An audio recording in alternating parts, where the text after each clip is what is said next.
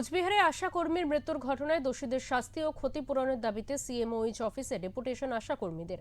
গত 2 আগস্ট বাঁকুড়ার বিজেপি বিধায়ক চন্দনা বাউরি আশা কর্মীদের লক্ষ্য করে হুমকি দিয়েছিলেন। অভিযোগ, সেই ঘটনার জেরে মানসিকভাবে ভেঙে পড়ে মৃত্যু হয় এক আশা কর্মীর। এই ঘটনার প্রতিবাদে মঙ্গলবার কোচবিহারে সিএমওইচ অফিসে ডেপুটেশন কর্মসূচি পালন করা হয়। বিক্ষোভকারীরা ঘটনার সঙ্গে জড়িত দোষীদের বিরুদ্ধে কড়া আইনি ব্যবস্থা গ্রহণের দাবি জানান। পাশাপাশি মৃত আশা কর্মীর পরিবারের জন্য 50 লক্ষ টাকা আর্থিক সহায়তা দেওয়ারও দাবি তোলা হয়। ক্ষতিপূরণ বাবদ 50 লক্ষ টাকা দিতে হবে। আশা কর্মীদের নিরাপত্তার ব্যবস্থা করতে হবে।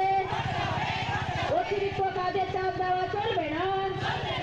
কর্মরত অবস্থায় মৃত্যু হলে আশা কর্মীর পরিবারকে 5 লক্ষ টাকা ক্ষতিপূরণ দিতে হবে। আয়ুষ্মান ভারতের কেওয়াইসি কাজ মণ্ডলের আমরা এসেছি প্রতিবাদ জানানোর জন্য। তার কারণ চন্দনা বাউরি কেন আমাদের মানসিকভাবে হেনস্থা করবে?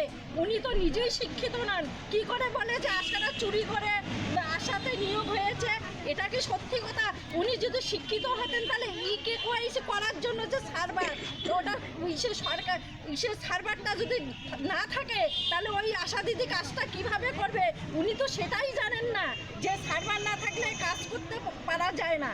আপনারা কি চাইছেন বর্তমানে? আমরা চাইছি উনি আমাদের কাছে নিঃশর্ত ক্ষমা চাইতে হবে এবং ওনাকে এই আশাকর্মী রূপা মণ্ডলের মৃত্যুর জন্য 50 লক্ষ টাকা ক্ষতিপূরণ দিতে হবে। আমাদের বাঁকুড়া জেলার গঙ্গাজলঘাটের একজন আশাকর্মীকে চন্দনা বাউরি নামে একজন বিধায়ক অসম্মানজনক অনেক কথাবার্তা বলছে, এমনকি চোর অপবাদও দিয়েছে যে এরা চুরি করে আশাতে জয়েন করছে। ইকেওয়াইসির কাজ করতে গিয়ে সার্ভার না থাকার কারণে অনেক সময় আমরা সমস্যায় পড়তেছি, ইকেওয়াইসি করতে পারতেছি না।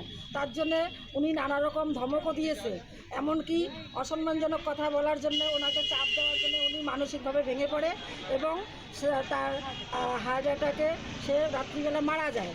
এই মারা যাওয়ার জন্য আমরা চন্দনা বাউরির শাস্তি কামনা করতেছি এবং চন্দনা বাউরির জন্য রুম্পা মণ্ডলের ফ্যামিলিকে 50 লক্ষ টাকা ক্ষতিপূরণ দেয়, এটাই আমাদের দাবি।